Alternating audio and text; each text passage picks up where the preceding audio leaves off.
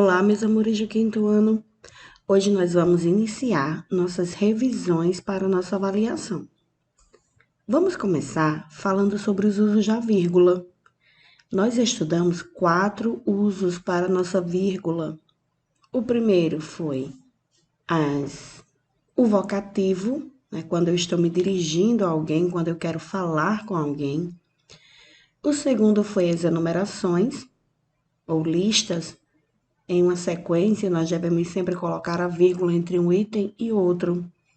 Estudamos também o aposto, que é aquela partezinha da oração em que está apenas dando uma explicação e que, se for retirada, não fará nenhuma diferença na oração. Estudamos também o uso da vírgula antes dos conectivos, ou seja, antes das conjunções. Então, o número 1 diz assim: que alternativa explica o uso da vírgula na frase a seguir? Leonardo, uma criança mal-humorada, não tem nenhum amigo.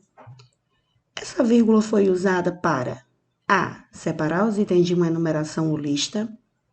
B. Para separar o vocativo, isto é, o termo usado para se dirigir a alguém. C. Para separar o aposto. Ou D. Para separar a frase que ficou muito longa. No número 2 diz: ainda analisando a frase a seguir, complete as lacunas com as respostas corretas. Leonardo, uma criança mal-humorada, não tem nenhum amigo. Essa frase contém verbo ou não contém verbo?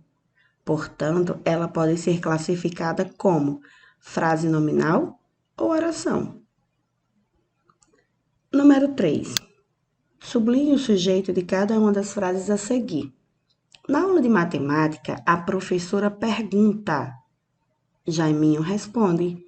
Lembrando que sujeito é quem pratica a ação do verbo. Então, vocês vão analisar cada uma das orações e sublinhar o sujeito. No número 4 diz: leia a frase a seguir. Ana e Elsa viviam felizes no castelo. Explique por que o verbo dessa frase está no plural. Por que que eu escrevi viviam e não vivia? No número 5 diz: na frase a seguir, identifique o núcleo do sujeito, ou seja, aquela palavrinha mais importante, mais significativa dentro do sujeito. E escreva outra frase utilizando o mesmo núcleo. Olaf, o boneco de neve vivo, está em uma divertidíssima fase existencialista.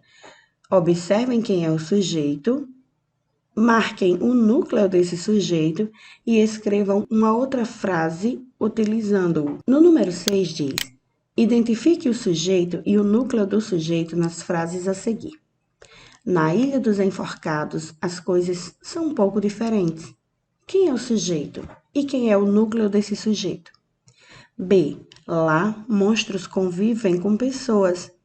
Quem é o sujeito e qual é o núcleo desse sujeito? C.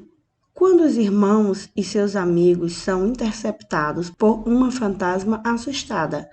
Quem é o sujeito e quem é o núcleo desse sujeito? Nemo, Louise e seus amigos precisam encontrar uma forma de impedir. Quem é o sujeito e quem é o núcleo desse sujeito? Número 7. Identifique corretamente o sujeito e o predicado nas orações a seguir. Nós sabemos que o sujeito é quem pratica a ação do verbo e o predicado é tudo o que se fala sobre o sujeito. A letra A. Durante o treino, os atletas esforçaram-se muito. Quem é o sujeito? Quem é o predicado?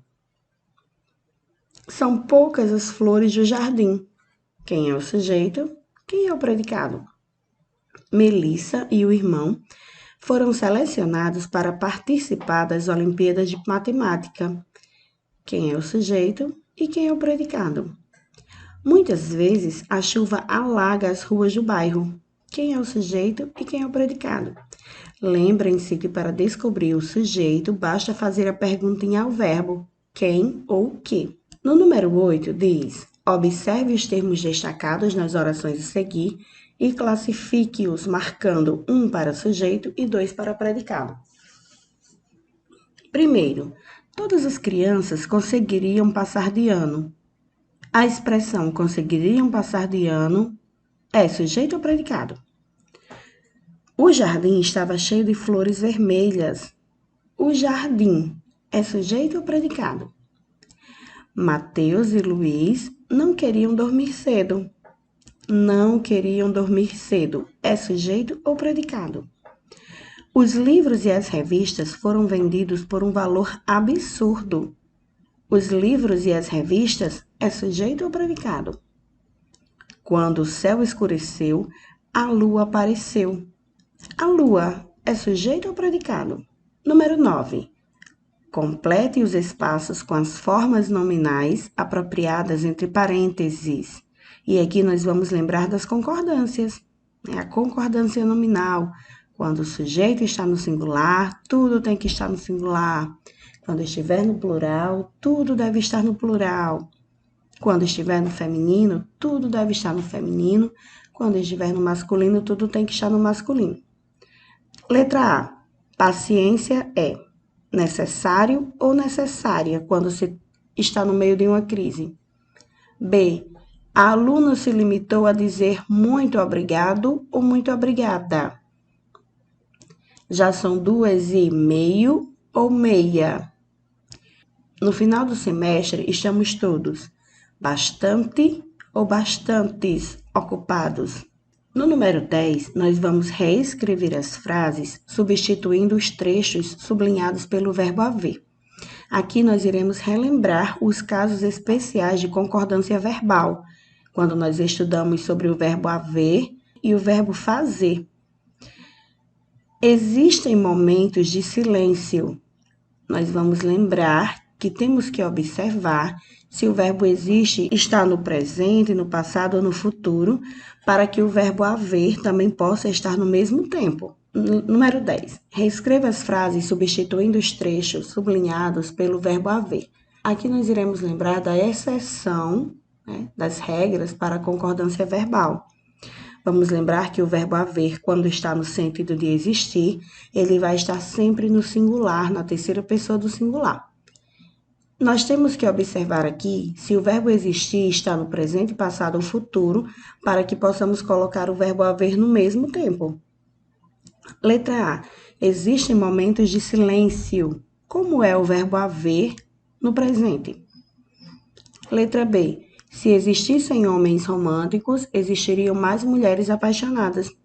Existissem está no presente, passado ou futuro? Existirão melhores momentos para resolver esse assunto. Existirão está no presente, passado ou futuro? Ainda devem existir 3 ou 4 candidatos na sala de espera. O verbo existir está no infinitivo, portanto, devemos colocar o verbo na mesma forma. Número 11. Relacione as orações com os tipos de sujeito.